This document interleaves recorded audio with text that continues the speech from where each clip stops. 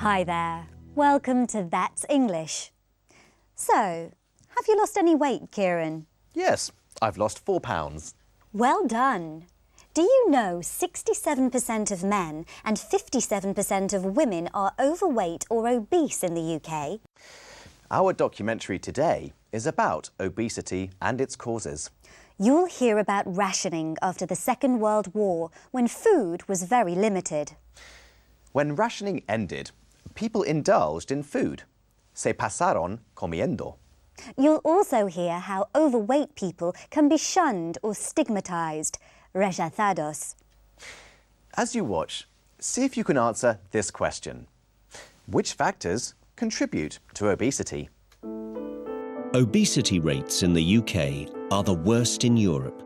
More than a quarter of the population is ranked as obese, and that number is rising. According to health experts, people who are obese are more likely to develop cancer and heart disease. The World Health Organization has described Britain's obesity as a time bomb in public health. 50 years ago, the average man weighed 20 kilograms less than what he weighs today. The average woman weighed 13 kilograms less.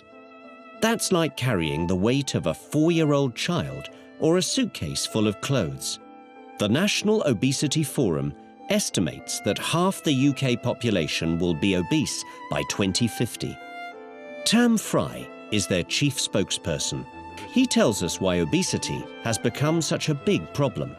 We're getting fatter, basically, because we're eating the wrong thing and we're not exercising enough.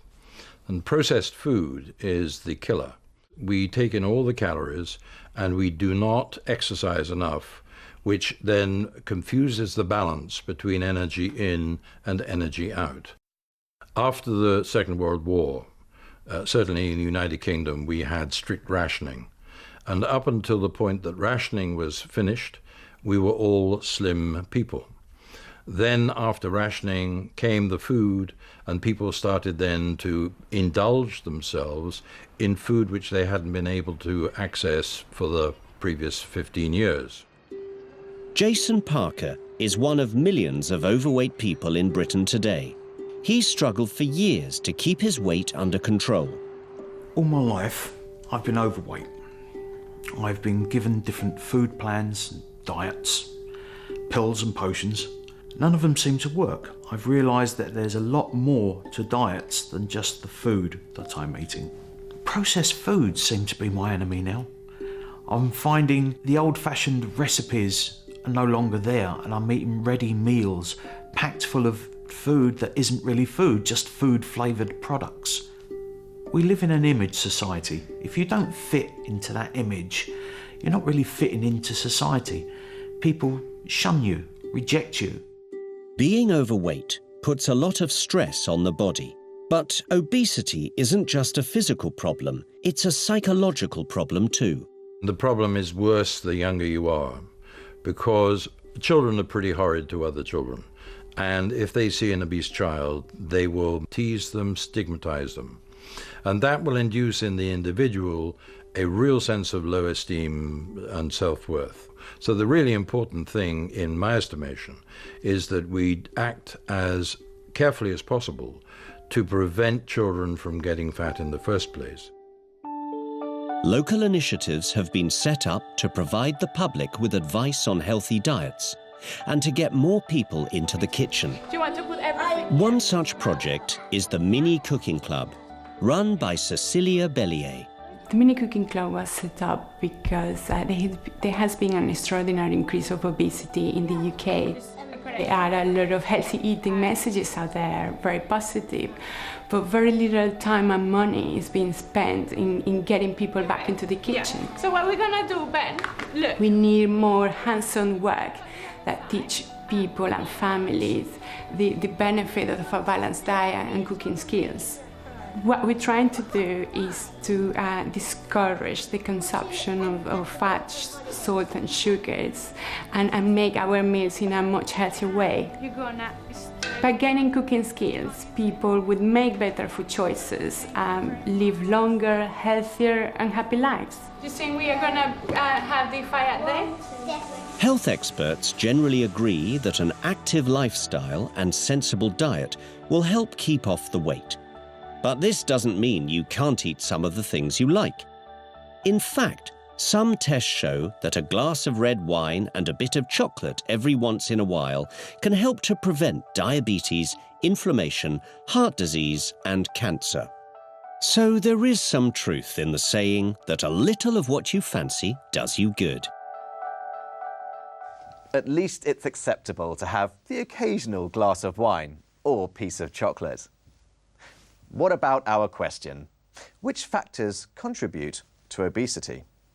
We're getting fatter, basically, because we're eating the wrong thing and we're not exercising enough.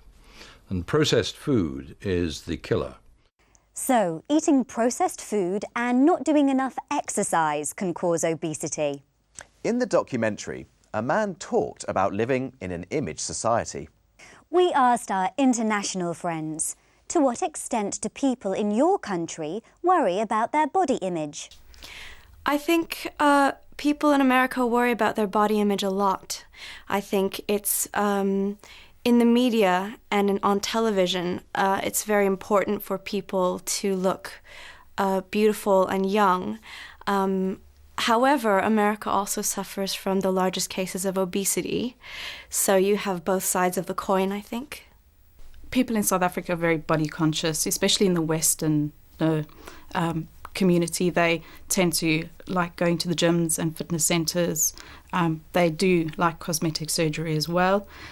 But in the Xhosa Zulu tribal communities, bigger is beautiful. One of the hangovers from slavery and colonialism is that darkness is not seen as a particularly good thing. So one of the things that happens with body image is a lot of people do what they call bleaching, which they use certain creams to make the skin lighter. And it is a condition of mental slavery, to quote Bob Marley. Apart from that, the Jamaican body image goes from big to small, and everybody has their appreciation of both. Body image is a big factor these days in America. A lot of people are worried about how much they weigh, what they look like. I do think there's a big trend towards exercise and healthy eating. Body image is very important in England. There's a lot of people that go to the gym, they go running, there are so many diets. Most people talked about fitness, body image and diets. But the Jamaican mentioned bleaching and using creams to make the skin lighter. Yes, I've never heard about that before. Now it's time to watch That's Britain. In this episode, Alex visits the Lake District and tries gorge or gill scrambling. As you watch, answer this question. Why does the Lake District attract so many visitors?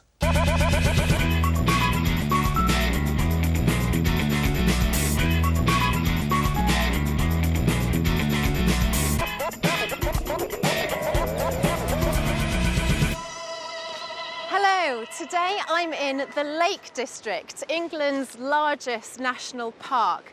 The park is called The Lakes and is made up of nearly 2,300 square kilometres of rivers, mountains, gorgeous countryside and of course lakes.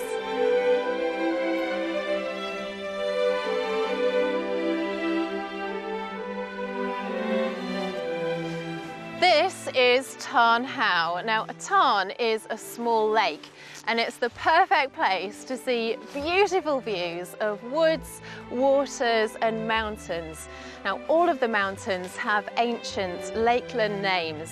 That is Helvellyn and over there is the Langdale Pike. Beautiful views.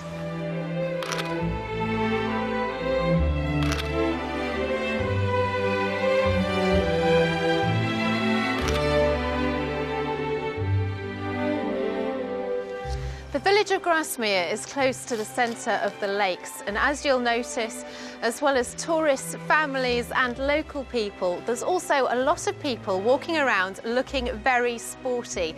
Some, you'll notice, are in full hiking gear. The Lake District attracts around 14.8 million visitors a year, and a large number of those tourists come here to take part in all sorts of outdoor activities and sports. I'm in Sticklegill with Joe, a local mountain guide and adventurer. Joe, what is a gill? A gill is a watercourse that comes down off the mountains. It's a way of the water being drained off the top of the mountain tops, flows down the mountains into the rivers, which then get taken out up into the big lakes of the Lake District. So what sort of sporting activities and exercise can you do around here? There's everything in the Lake District. It's sort of classed as one of the adventure capitals of the UK.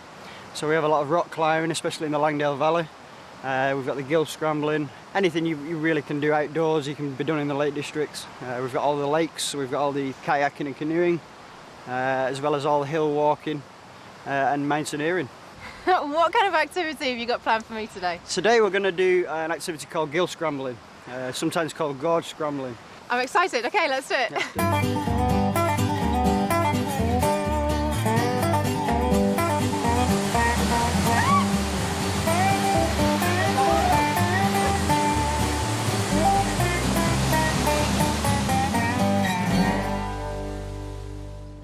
So my body's aching a little bit after all that scrambling, so I've come here to Coniston Water for a bit of relaxation.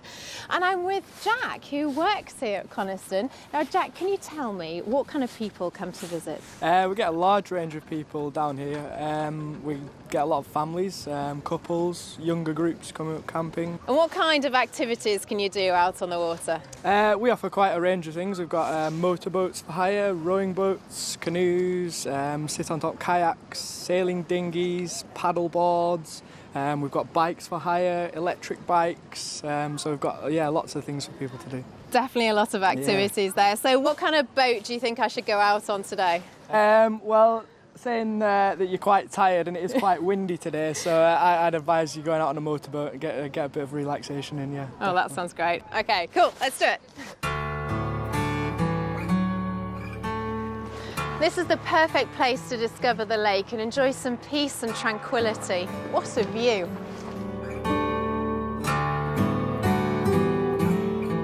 Join me again in the Lake District when I visit Delmain Mansion nearby. Bye.